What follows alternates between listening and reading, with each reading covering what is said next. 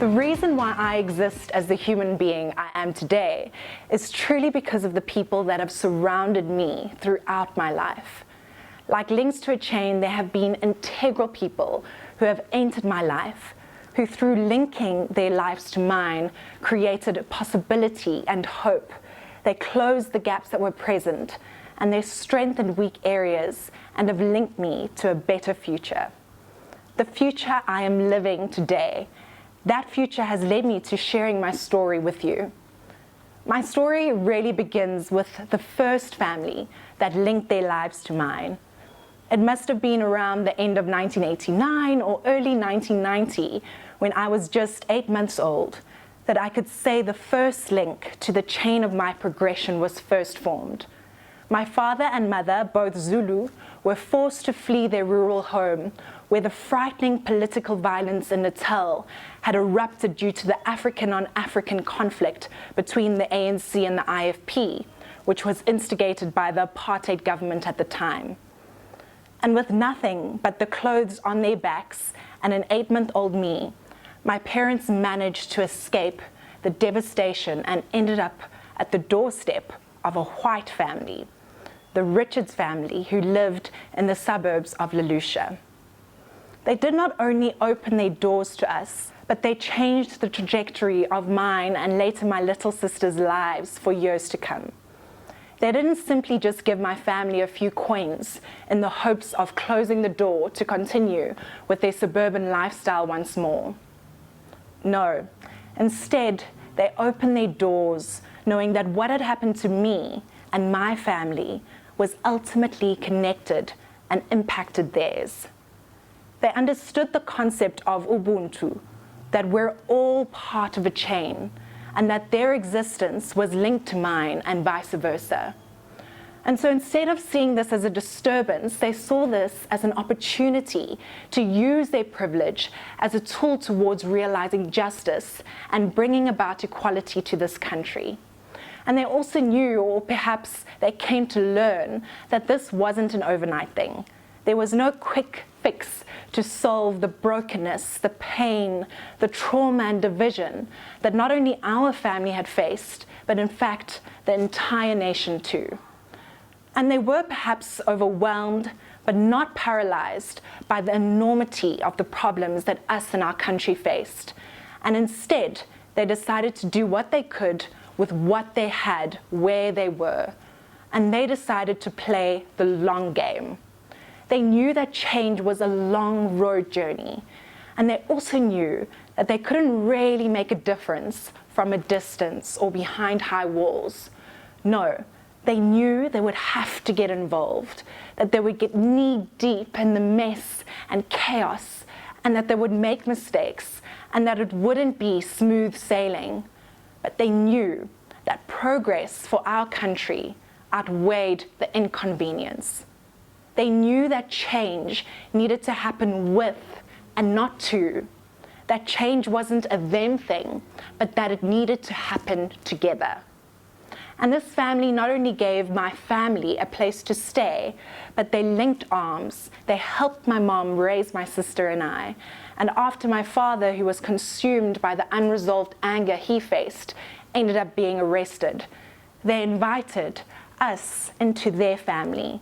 And 32 years later, our Mkunu, Richards, and now Chittenden family remain united, continuing to walk side by side. And since then, many more people have come into my life, adding more links to this progression of my life. And in the workplace, for example, where my bosses invested in me from doing normal corporate stuff like affording various learning opportunities and training, to personal development, like helping me get my glasses or my driver's license. But most importantly, taking a chance on me when I wasn't the most qualified for the job. And all of these are small but significant instances in my life where people took the time and took the risk to guarantee my development. Not because they owed it to me, but because they thought about the potential of what might be. They thought about what can become. And it's these people and their approaches that have shaped my today. Their long-term commitment to my success has shaped my heart and my commitment to do the same for others. And I share this story to highlight my point for this talk, that gaining the edge must be done together. Because there really is no edge without inclusion. There is no edge without equality. There is no edge without access. And it's because what I have seen in my own life that I have invested in people the same way. And it's this lens that is formed for change making that has proved to me that this concept of slow and inclusive growth should be emphasized in all spheres of society. And I now spend most of my time thinking about this in my work for a social enterprise where we help drive purpose-driven business, but also in my work as a community builder, where I and many others in the neighborhood called Makers Valley are building a well-being economy. It's a local economy where people and planet are as important as profit. But how do we enable a community to advance, uplift, and develop without the ugly side of gentrification rearing its head, so that the very people who seek upliftment and change do not become victims of their own advancement and end up being displaced? It's a question we keep at the forefront of our minds because, you see, with anything that seeks to improve and bring positive impact, there can also be a consequent negative result. And so it's a question that we must keep asking ourselves when we partner with stakeholders, when we develop new programs or projects, or when we're seeking funding. And we have come to find that the answers often lie with our community itself. We can minimize the negative repercussions when we ensure that all voices in the community are heard and that they have equal power. And it's when we ensure that the commercially minded investors see the commercial value of community building and long-term investment. It's when we ensure transparent and inclusive community engagement are part of the policies and development strategies. It's when we see public-private partnerships, all parties working hand in hand, that we see win-win-win outcomes. And so with that being said, I would like to pose the question, how do we gain the edge without the edge harming others? When we engage in the topic of advancing as a society through technology, we need to ensure that no one is left behind. We need to ensure that the direction we're going in has been co-created and not just chosen by a few. We need to make sure that we look at the far-off impacts and not just the short-term gains. Leaving no one behind makes sure that there is an inclusive approach on the way forward. It means slowing down to ensure that there is equality in the design of the technology and apps of tomorrow. And we cannot pretend that technology will solve all our problems when the people who are facing the problems are not included in its evolution. Inequality, for example, has often been showcased on the front of magazines or newspapers with juxtaposed images of visible wealth and poverty. And we see this with housing, education, employment, gender, and now more than ever, we are feeling the impact of a digital divide. The digital divide is not as simple as having access or not having access to the internet or the equipment that is required to do that. Gaining the edge together means looking at all aspects of access, looking at language, education levels, levels of income. It means looking at location and levels of bandwidth and many other factors. And so when we speak about ensuring access for all so that all can progress, it's vital that we bring all to the table. How do we do that though? How do we open up the chain links to allow for more to enter? Well, as the example of the Richards family in my life, this is not a quick fix or a one-stop workshop solution. We shouldn't assume that the gap will be bridged if we don't think about every aspect of our world, the way we use technology on a daily basis without thinking about those living in our midst who do not have the same opportunity. The same opportunity perhaps to watch this as you are right now. And this intentional outlook, our outward focused thinking, should be the new way of being, a new way of approaching development as we seek to rebuild our country and our world. Embracing our interconnectedness, ensuring that our digital connection enhances our human connection.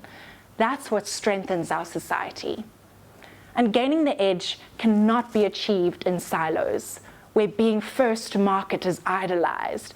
We have all too often seen the flaws of tech when the ramifications of apps and systems that may have well been initially created with good intention have become dangerous or not well thought through, and their obsession with profit margins have overtaken their initial purpose. We have to be intentional about leaving no one behind. And in the last year, I have seen on a day-to-day basis the desolation and the loss of those who are. When the world was pivoting to online and digital platforms, my community was stuck in a world that could not continue with business. They did not have access to market. They could not do school on Zoom.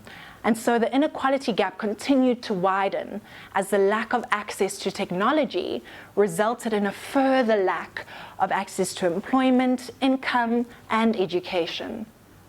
And however, while the world tried to continue with their new normal, we knew that we had come face to face with the realities of poverty that our community had endured. And food insecurity became a critical issue to be addressed. That through what is being called a network of possibility, a range of diverse stakeholders, community members, business owners have come together to provide food to those in need.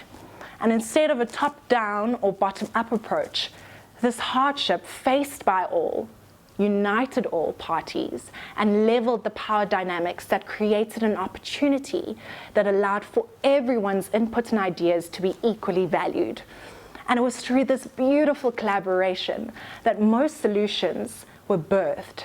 One of them I'd like to share with you today being the Community Recycling Swap Shop. A young, dynamic, creative waste management business linked up with us, the community-based organization, to create a partnership that would be beneficial to all parties involved. They needed more recyclable items for their business model to work, and at the same time, we were brainstorming ways to create a more dignified and fair system for those in need to access the limited food donated to us by NGOs. And what resulted was a model that encourages the community to recycle, and for every bag of recyclables dropped off at the depot, they are rewarded with 1 point, or what we now call MVPs, a co-created point system or a community currency that in exchange can be used to redeem or access donated surplus food and hygiene products. And this has created shared value for all entities involved, and it's created a more dignified experience that allows active participation and a collective and shared responsibility for our community. And this model has been amazingly successful, but it was not an overnight success. It required time and investment into education. It took many meetings and workshops to iron out many of the initial flaws. It was through many iterations, kicking off with a simple Google Sheets system and 2 tablets, and has now progressed slowly using the many insights of our community members. And in the first few months, we saw the issues were such as lack of access to internet, low digital literacy levels, and entry-level smartphones that had so little space for storage for apps. And these vital learnings has led us to the system we use now, a low-tech platform that has worked due to the fact that it meets our community where it's at. And it's through this approach that we have learned that solutions will only work when the people who are affected by the problems we aim to solve are at the heart of the design. What this community swap shop has taught me is to embrace the slow, to take time and investing into the process of building with one another, because it's not only about the outcome or the end product, but it's about how we got there. And the links that have been built, that have been bonding and strengthening our community along the way. It's through an all-in approach that we can start to see a community, a city, and even a country truly progress.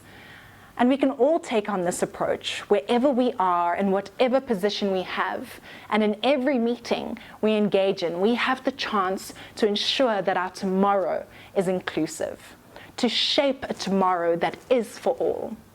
And all it takes is asking the question, how can we gain the edge together?